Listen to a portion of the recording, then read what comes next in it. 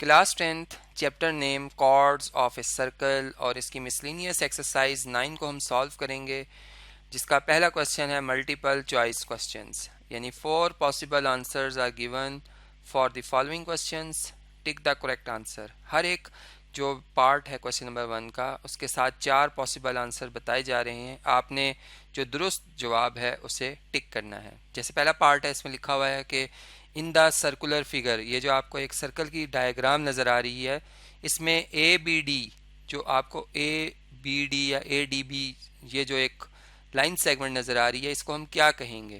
तो याद रखें कि एक ऐसी लाइन सेगमेंट जो सर्कल के दो एंड पॉइंट्स को ज्वाइन करने से बने, ठीक है, जैसे यहाँ पर आप देख रहे हैं। तो ऐसी जो लाइन सेगमेंट है इसे कहते हैं कॉर्ड। और अगर हम यहाँ पे देखें तो ये सी ऑप्शन जो है इसमें लिखा हुआ है कॉर्ड, तो हम सी ऑप्शन को जो है वो मार्क कर देंगे, टिक कर देंगे, हमारा बेस्ट ऑप्शन है।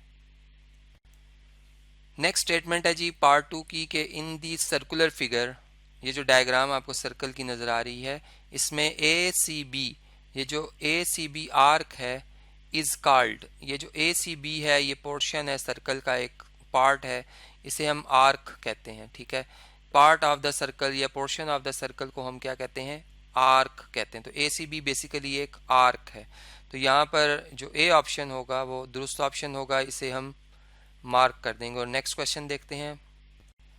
पार्ट 3 है जी, कि इसमें लिखा हुआ है कि in the circular figure A O B is called, ये जो आपको एक सर्कल की डायग्राम नज़र आ रही है, इसमें ए ओ बी, जो ये line segment A O B है जो कि सर्कल के सेंटर से पास हो रही है, इसे हम क्या कहते हैं?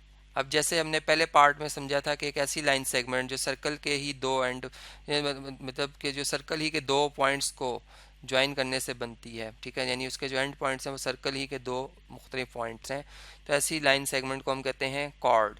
लेकिन अब चूंकि ये सेंटर से पास हो रही है तो इसे हम सेंट्रल कॉर्ड कहेंगे, या इसको डायामीटर भी कह सकते हैं।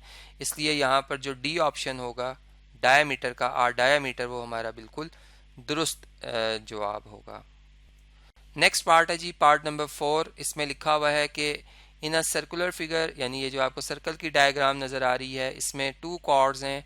एक ए बी कॉर्ड है, जैसे भी आपको बताया था कि एक लाइन सेगमेंट है, ये आप देख सकते हैं ए बी कॉर्ड है, और एक सी डी कॉर्ड है, ठीक है। आर इक्वी डिस्टेंट, यानी कि बराबर फासले पर हैं, किससे? फ्रॉम द सेंटर, ये सेंटर ऑफ द सर्कल है, इससे इनका फासला बराबर है, यानी जितना ओ से लेके एच तक का डिस्टेंस है, ठीक है, उतना ही आप कह लें कि ओ से लेकर के पॉइंट तक का डिस्टेंस है, ठीक है।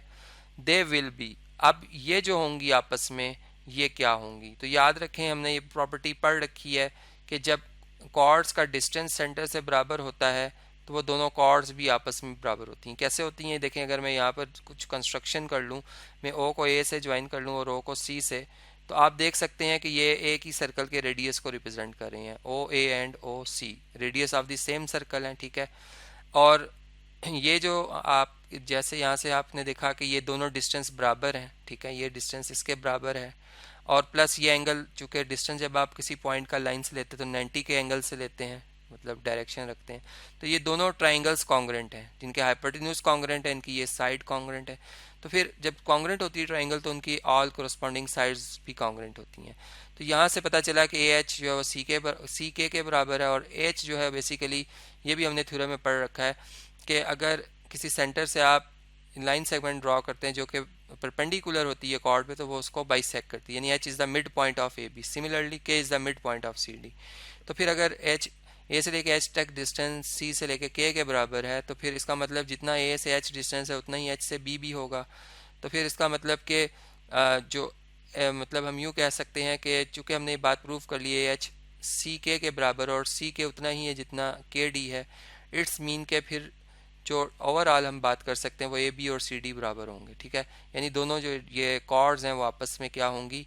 कॉन्ग्रेंट होंगी, यानी कि सी ऑप्शन जो होगा हमारा यहाँ पे वो बेस्ट ऑप्शन होगा, हम इसको मार्क कर देंगे। और इसके ऊपर पूरा एक थ्योरम है, यानी आप वहाँ से इसकी डिटेल जो है इसकी वो पढ़ सकते हैं। यहाँ पर मैंने सिर्फ जस्ट आपको मेन पॉइंट्स बताए हैं ताकि आपको ये बात याद आ जाए। जैसे मैंने कहा कि A H is congruent to C K, अब दोनों को अगर 2 से मल्टीप्लाई कर दिया जाए तो जो इक्वालिटी है बरकरार रहेगी, और ए एच का डबल कर लो तो ए बी आ जाता है, और सी के का डबल कर लो तो जो है कौन आ जाएगा जी? वो आ जाएगी measurement C D.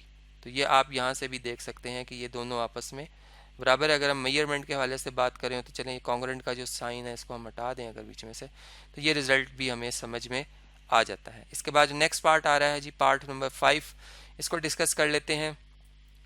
Part number 5 में इस तरह से है कि इसमें लिखा हुआ है कि radii of a circle R, यानी कि अगर एक ही सर्कल है तो उसके जो रेडियाई होंगे, मतलब कि आप मुख्तलिफ तरीक़ों से जो रेडियस ड्रॉ करोगे, रेडियस कहते हैं distance from the centre to the boundary of the circle. जैसे यहाँ पे अगर आप देखें तो ये ओ इज़ द सेंटर है, अब ओ से लेकर सी तक भी रेडियस है, ओ से लेकर ए तक भी रेडियस है, ये एक जैसा रहेगा, ओ से लेकर बी तक भी रेडियस है और ओ से लेकर डी तक भी रेडियस है। तो ये तमाम रेडियाई जो हैं इनकी मेजरमेंट जो है वो आपस में इक्वल रहती है, ऑल इक्वल, ठीक है। तो इसलिए यहाँ पर जो ऑल इक्वल वाला ऑप्शन है, ए ऑप्शन है, वो बिल्कुल दुरुस्त ऑप्शन होगा, हम इसको टिक कर देंगे, इसको मार्क कर देंगे। इसके बाद नेक्स्ट पार्ट को देख लेते हैं, पार्ट नंबर 6। इसमें लिखा हुआ है कि अ cord passing through the centre of a circle is called. अब देखें, जैसे ऊपर भी हमने पढ़ा था कि ऐसी कॉर्ड जो कि सर्कल के सेंटर से पास हो रही हो, अगर मैं यहाँ पे एक सर्कल ड्रॉ कर लूँ, जैसे कि आप ये देख रहे हैं कि ये एक सर्कल है और उसका सेंटर ओ है, तो अगर अब मैं एक कॉर्ड ड्रॉ करता हूँ जो कि सर्कल के सेंटर में से पास हो, जैसे यहाँ से मैं इस तरीके से यूं ड्रॉ कर लेता हूँ, ठीक है। तो ये बात होगी कि chord passing to the centre of the circle, ये अब रेडियस का डबल होगी और इसको हम डायमीटर कहेंगे, इसको हम डायमीटर कहेंगे। तो यहाँ पर जो ऑप्शन नंबर बी है वो बिल्कुल दुरुस्त ऑप्शन है, हम इसको टिक कर देंगे, इसको हम मार्क कर देंगे।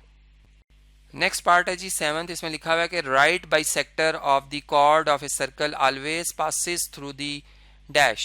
मतलब कि अब हमने ये देखना है कि अगर एक सर्कल है, जैसे फॉर एग्जांपल यहाँ मैं एक सर्कल ड्रॉ करता हूँ जिसका सेंटर मैंने ओ शो किया है, अब right bisector of the chord हमने ड्रॉ करना है। तो देखें यहाँ पर अगर मैं राइट पहले जो है वो कॉर्ड ड्रॉ कर लेता हूँ, चलें यहाँ पर एक कॉर्ड पहले हम ड्रॉ करते हैं। कॉर्ड एक लाइन सेगमेंट है जो सर्कल के दो पॉइंट्स को ज्वाइन करने से बनेगी, जैसे ये भी एक कॉर्ड है। अब इसका जो राइट बाई सेक्टर होगा, यानी कि इसके मिड पॉइंट से जो पास करेगी लाइन और मतलब इसके साथ 90 का एंगल बनाती हुई ड्रॉ होगी, तो वो लाइन हमेशा आप याद रखें, हमने थ्योरम में प्रूव किया हुआ है कि वो हमेशा सर्कल के सेंटर से पास होती है, ठीक है। तो ये यहाँ पर हम यूँ कहेंगे कि ये सर्कल के सेंटर से पास करेगी, always passes through the centre of the circle. तो यहाँ पर जो सी ऑप्शन है वो बिल्कुल दुरुस्त है। और नेक्स्ट आपने इस प्रॉपर्टी को याद भी रखना है, चूँकि नेक्स्ट एमसीक्यू में ये कहीं पे यूज़ भी हो सकती है।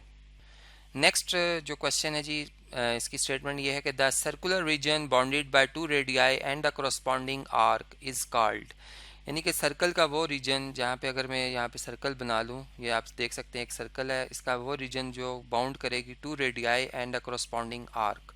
चलें दो रेडियाई यहाँ पे ड्रॉ करते हैं, एक रेडियाई हो जाएगी ओ ए, ठीक है, और एक रेडियस मतलब हो जाएगा, और दूसरा रेडियस हो जाएगा ओ बी। तो अगर हम प्लूरल की बात करें तो ये रेडियाई कहला रहे हैं। अब ये रेडियाई हैं दो, ओ ए एंड ओ बी, और ये एक आर्क है ए बी। इन्होंने जो ये रीजन ऑक्यूपाई किया है, इस रीजन को हम कहते हैं सेक्टर ऑफ ए सर्कल, ठीक है, सेक्टर ऑफ ए सर्कल, जो कि ऑप्शन नंबर किस में लिखा हुआ है, बी में लिखा हुआ है। इसलिए हम यहाँ पर जो बी ऑप्शन है इसे टिक कर देंगे। क्वेश्चन नंबर 9th है, पार्ट 9th है क्वेश्चन नंबर 1 का। इसमें लिखा हुआ है the distance of any point of the circle to its centre is called, यानी कि किसी भी पॉइंट का डिस्टेंस सर्कल के किसी भी पॉइंट का डिस्टेंस सेंटर से क्या कहलाता है। अब इस बात को हमने समझना है। देखें, जैसे यहाँ पर मैं अगर एक सर्कल ड्रॉ करता हूँ, अब सर्कल का एक पॉइंट, मतलब कि जो आपको वाइट कलर की ये बाउंड्री नज़र आ रही है, ये सर्कल है, ठीक है। इसका एक पॉइंट हमने सेलेक्ट करना है रेंडमली। फ़र्ज़ करें मैं इस पॉइंट पी को सिलेक्ट करता हूँ, ठीक है। अब इस पॉइंट से लेकर मैंने, क्योंकि उन्होंने कहा था एनी पॉइंट, कोई भी पॉइंट हो सकता है, ठीक है। इस पी पॉइंट से अगर मैं ज्वाइन कर देता हूँ ओ को, तो ये ओ पी जो डिस्टेंस है ये रेडियस कहलाता है, ठीक है। इसे हम कहते हैं कि ये क्या है, रेडियस। तो कौन सा ऑप्शन आएगा जी, ए ऑप्शन आएगा। तो हम यहाँ पर ऑप्शन ए को जो है वो टिक कर देंगे, ये हमारा दुरुस्त जवाब है जी। क्वेश्चन नंबर 10 है, यानी 1 का पार्ट नंबर 10 है कि line segment joining any point of the circle to the centre is called. Line segment जो कि कोई से joining any point of the circle to the centre, इस लाइन सेगमेंट को क्या कहते हैं। तो देखें यहाँ पर अगर मैं डायग्राम बना के आपको समझाऊं कि ये एक लाइन सेगमेंट मैंने बनानी है जो कि any point of the circle को ज्वाइन करेगी। फ़र्ज़ करें ये कोई एक पॉइंट है सर्कल का, इसको मैं पी कह देता हूँ और इसको मैं ज्वाइन कर देता हूँ किसके साथ, सेंटर ऑफ द सर्कल के साथ। तो ये जो ओ पी लाइन सेगमेंट आपको नज़र आ रही है, बेसिकली इसे हम कहेंगे ये रेडियल सेगमेंट है। ये क्या है, रेडियल सेगमेंट। तो यहाँ पर ऑप्शन नंबर जो सी है इसमें लिखा हुआ है रेडियल सेगमेंट, तो हम इसे टिक कर देंगे, यानी सी ऑप्शन जो है हमारा वो बिल्कुल दुरुस्त यहाँ पर जवाब कहलाएगा। नेक्स्ट है स्टेटमेंट पार्ट नंबर यानी कि ये है 11 कि locus of a point in a plane equidistant from a fixed point is called. यानी कि आपने लोकस कहते हैं कि आपने ट्रेस करना है एक पॉइंट के पाथ को, ठीक है। जैसे यहाँ पर एक सर्कल की मैं डायग्राम बना, तो इसमें हम देखें अगर ये जो आपको वाइट कलर की ये जो बाउंड्री नज़र आ रही है ये कैसे बनी है कि बहुत से पॉइंट्स को ट्रेस किया गया है, इस तरह से उनको उनके पाथ को फॉलो करते करते उनको आपस में ज्वाइन करते करते करते जब इसको ड्रॉ किया गया तो ये शेप किस चीज़ की बनी है, ये सर्कल की बनी है। इस सर्कल की शेप में क्या चीज़ हमने रखी है, अगर आप एक बात नोट करें, वो हमने ये बात रखी है कि जो सेंटर से हर पॉइंट का डिस्टेंस है, जैसे फ़र्ज़ करें इस पी पॉइंट का डिस्टेंस फ़र्ज़ करें 1 सेंटीमीटर है, तो वो हमने चेंज नहीं होने दिया। यानी अगर भी यहाँ भी कोई एक पॉइंट है, फ़र्ज़ करें ये क्यू पॉइंट है, तो क्यू का भी डिस्टेंस अगर आप सेंटर से लेंगे तो वो भी 1 सेंटीमीटर आएगा। अगर फ़र्ज़ करें आप यहाँ पे कोई एक पॉइंट आर ले लेते हैं रैंडमली, आप आर और ओ के दरमियान डिस्टेंस कैलकुलेट करते हैं, वो भी 1 सेंटीमीटर आता है। यानी कि सर्कल के हर पॉइंट का फासला जो सर्कल का सेंटर है उससे एक बराबर है, तभी ये शेप जो बनी है सर्कल की बनी है। तो हम यहाँ पर इस जो स्टेटमेंट है इसको यूँ समझेंगे कि locus of a point in a plane equidistant from a fixed point is called a circle. यानी यहाँ पर जो बी ऑप्शन होगा हम इसको टिक कर देंगे, ये हमारा बिल्कुल दुरुस्त जवाब होगा। नेक्स्ट है जी पार्ट 12 के the symbol for a triangle is denoted by. देखिए ट्राइंगल का क्या मतलब है, ट्राइंगल का मतलब है कि इसके 3 कॉर्नर्स हैं, यानी कि इसके 3 एंगल्स हैं। यानी अगर मैं यहाँ पर ट्राइंगल की शेप बनाऊँ तो फ़र्ज़ करें ये एक साइड है, ठीक है, अब इसी साइड के साथ कनेक्ट कर दी जाएगी दूसरी साइड, और इस साइड के साथ कनेक्ट कर दी जाएगी तीसरी साइड। इन तीनों को आपस में ज्वाइन कर दिया जाएगा, एक क्लोज्ड शेप बनाई जाएगी जो कहीं से भी ओपन नहीं है, ठीक है, क्लोज्ड शेप है 3 साइडेड। अब इसमें अगर आप देखें तो ये जो शेप बनी है ये ट्राइंगल की, और ये जो बी ऑप्शन है इसमें बिल्कुल यही सिंबल यूज़ हो रहा है, इसलिए हम कहेंगे कि यहाँ पर जो सिंबल यूज़ होगा ट्राइंगल के लिए वो कौन सा है, बी ऑप्शन में जो लिखा हुआ है वो बिल्कुल दुरुस्त ऑप्शन है, इसको हम टिक कर देंगे। नेक्स्ट क्वेश्चन है जी 13th पार्ट है, इसमें लिखा हुआ है कि a complete circle is divided into, यानी एक मुकम्मल सर्कल को आप कितने डिग्री में डिवाइड कर सकते हैं।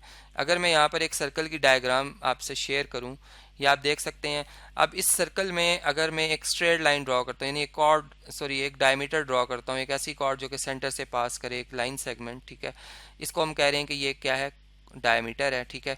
अब मैं एक और डायमीटर ड्रॉ करता हूँ जो बिल्कुल इसके म्यूचुअली परपेंडिकुलर है और मतलब सेंटर से पास हो रही है, ठीक है। अब देखें ये जो दो डायमीटर्स मैंने ड्रॉ किए जो कि आपस में 90 का एंगल बना रहे हैं, ये कितने मतलब जो 90 के एंगल्स एक दूसरे के साथ बना रहे हैं, अगर आप देखें तो पहला क्वाड्रेंट बन रहा है ये, यानी 4 क्वाड्रेंट बने हैं इसमें, ये दूसरे क्वाड्रेंट में भी 90 का एंगल है, तीसरे में भी 90 का एंगल है और चौथे में भी 90 का एंगल है। यानी कुल मिलाकर ये कितने मतलब डिग्री में इसको पूरे सर्कल को डिवाइड करें, 90 टाइम्स 4, ठीक है, तो ये बनता है 360 डिग्री। यानी कि एक सर्कल जो है उसको मतलब एक कंप्लीट सर्कल जो है उसको हम कितने डिग्रीज में मुकम्मल मतलब डिवाइड कर सकते हैं, 360 डिग्रीज में हम इसको डिवाइड कर सकते हैं। यानी कि हम ये कह सकते हैं कि अगर 360 से डिवाइड किया जाए तो हम 1 डिग्री जो है उसकी डायग्राम सर्कल में देख सकते हैं, ठीक है। यानी एक सर्कल पूरा जो एंगल बनाता है कंप्लीट वो 360 डिग्रीज का बनाता है, ये हम इस बात को यूँ समझ सकते हैं। तो इसलिए जो ऑप्शन नंबर डी होगा यहाँ पर वो हमारा बिल्कुल दुरुस्त ऑप्शन होगा, हम इसको टिक कर देंगे, हम इसको मार्क कर देंगे जी। पार्ट नंबर 14 है, इसमें लिखा हुआ है कि through how many non collinear points can a circle पास, यानी कि नॉन कोलिनियर कितने पॉइंट्स हों तो उनमें से एक सर्कल ड्रॉ हो सकता है। यानी अगर मैं मिनिमम की बात करूं तो अगर ये 3 नॉन कोलिनियर पॉइंट्स हैं, फ़र्ज़ करें ये 3 नॉन कोलिनियर पॉइंट हैं, एक ए है, एक बी है और एक सी है। नॉन कोलिनियर पॉइंट्स वो होते हैं जो एक लाइन पर लाए ना करें। जैसे अगर आप ए और बी को ज्वाइन करते हैं तो देखें ए बी की लाइन सेगमेंट में सी नहीं आ रहा, सी की डायरेक्शन अलग है, यानी अगर बी को सी से ज्वाइन कर दिया जाए और इसी तरह ए को भी सी से ज्वाइन कर दिया जाए तो एक ट्राइंगल बनती है, यानी 3 नॉन कोलिनियर पॉइंट को ज्वाइन करने से एक ट्राइंगल बनती है। अब अगर मैं इनके राइट बाई सेक्टर्स ड्रॉ कर दूं, ठीक है, राइट बाई सेक्टर वो होते हैं जो कि मतलब ट्राइंगल की अगर साइड की चले मैं बात करता हूँ तो वो उसके मिड पॉइंट से पास करेंगे और 90 का एंगल बनाएंगे, ठीक है। तो ये एक राइट बाई सेक्टर हो गया। इस साइड का राइट बाई सेक्टर कहीं यहाँ से पास होगा इस तरीके से, ठीक है, यहाँ से इस तरह से पास हो जाएगा, चलें। और ये वाला जो है इस साइड का right bisector A B का वो कहीं यहाँ से पास हो जाएगा। इसको मैं ज़रा नीट से ड्रॉ कर लेता हूँ, ठीक है, यहाँ से कहीं से पास हो जाएगा। अब आप देखें कि ये सारे राइट बाई सेक्टर जो हैं वो एक ही पॉइंट पे आके मीट कर रहे हैं, मतलब ये कॉन्करेंट होते हैं। और इस पॉइंट पे रख कर आप कंपास और पेंसिल को ए पॉइंट तक ओपन करें तो आप देखेंगे एक सर्कल ड्रॉ होगा जो कि इन तीनों पॉइंट से पास करेगा। और इसका रीज़न क्या है, क्यों ये सर्कल इन तीनों पॉइंट से पास करेगा? इसका रीज़न ये है कि हर राइट बाई सेक्टर के पॉइंट का डिस्टेंस जो होता है वो लाइन सेगमेंट के एंड पॉइंट से बराबर होता है, ठीक है। अब जब मैंने ए बी का राइट बाई सेक्टर ड्रॉ किया, ठीक है, फर्ज करें ये ए बी है, तो ये जो पॉइंट आया है ओ इसका डिस्टेंस जितना ए से है उतना बी से है, ठीक है, जितना ए से इसका फासला बन रहा है उतना ही बी से बन रहा है। जब मैंने बी सी का राइट बाई सेक्टर ड्रॉ किया वो भी ओ से गुजर रहा है, तो उसका जितना डिस्टेंस ओ का ए से ओ का बी से उतना ही सी से है।